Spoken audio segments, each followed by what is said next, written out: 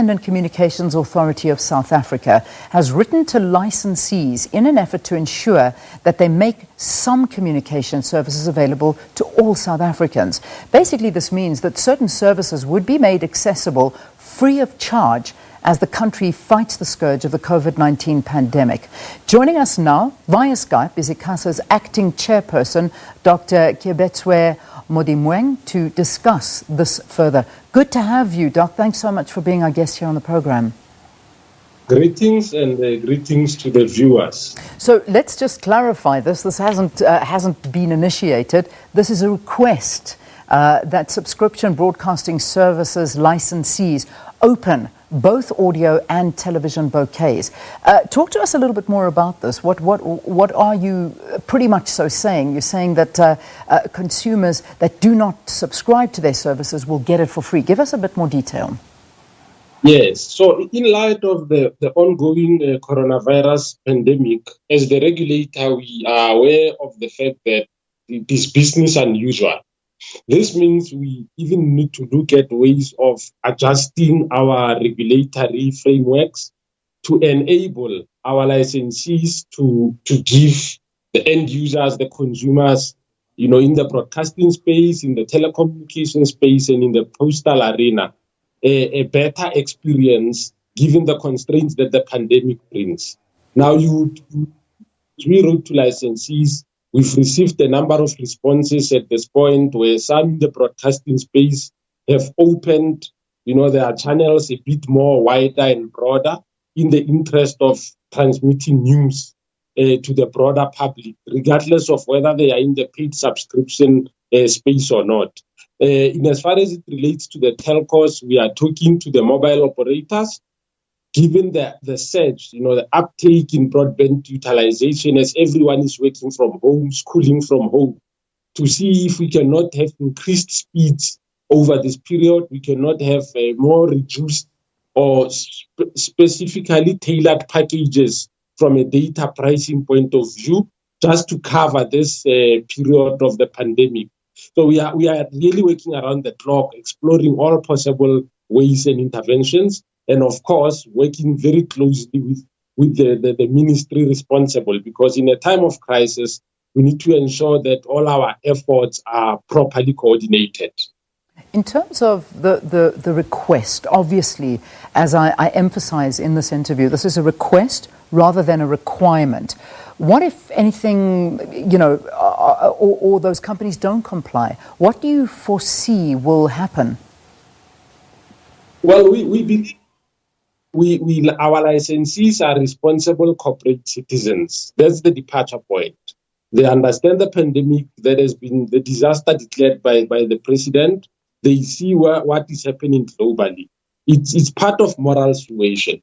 Indeed, we don't have the right, the powers to compel anyone, but surely the public will be aware, of during a time of crisis, even when the regulator was willing to open doors and relax some regulatory constraints, they will know that company A, company B was just not willing to play ball. As I've said, it's business unusual, and we are all tailoring our normal way of doing business. And the expectation is that our licensees in this space should also follow suit.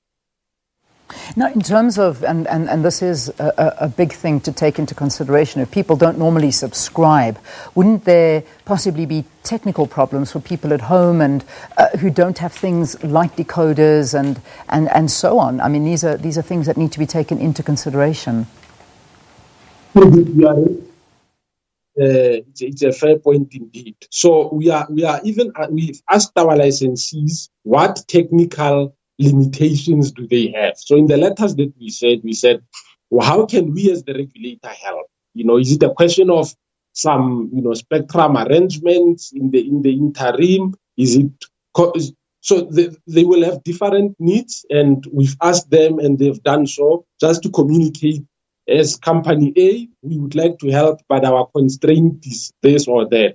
So we are looking at all submissions, and we will speedily, in consultation, of course, with government, because there's a specific task team, a command team established we'll make sure that at the right time, urgently, we communicate the outcomes.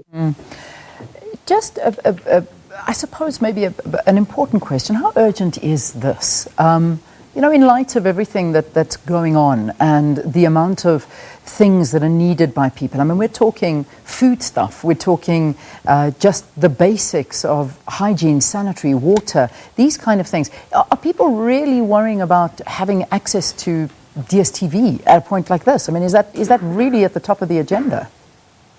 Yes, I think globally, there's been studies conducted, we've been reading online, that there's been about a 30% uptake of broadband utilization over the past few weeks globally, simply because of this pandemic. Even at home, people are watching. We are all glued onto our screens. We would like to hear the president's announcement today. Luckily, of course, we do have free-to-air channels, which are very much helpful to our large consumer base. So the utilization of data is at its peak. Schools are now developing apps to enable remote learning during these unprecedented times.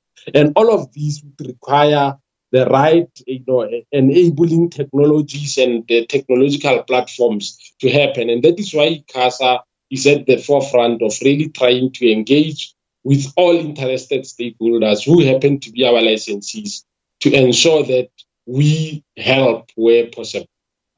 I finally need to ask this question as well. Data. This is perhaps the most important thing at a time like this.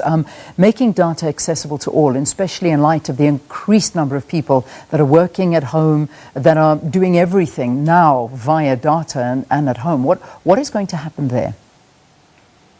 Yes, I think we as you would recall, over the past few weeks, there's been announcements of reductions in the prices of data. The last one was on Friday by MTN. 2 weeks ago, it was Vodacom. That was the Competition Commission process. The Icasa process is also underway. We work together with them. And with regards to the pandemic-specific intervention, we are even asking operators, if we were to give you some spectrum here and there or relax some spectrum sharing agreements and so forth, what can you bring to the table? So the cost of data, even particularly during this pandemic, is part of what we are looking at. So we're looking at speeds, we're looking at the cost, we're looking at wider coverage and so forth. We leave it there. Thanks so much for the update. We'll stay in touch. Dr. Keabetswe Modimoeng, who is talking to us on behalf of as the acting chairperson at Icasa, explaining the broadcast requests and demands made on providers of both public and private companies. This has been done in the best interest of the public, as they say, and this, of course, is for information and education regarding COVID-19 and that big question regarding data, speed and access to all.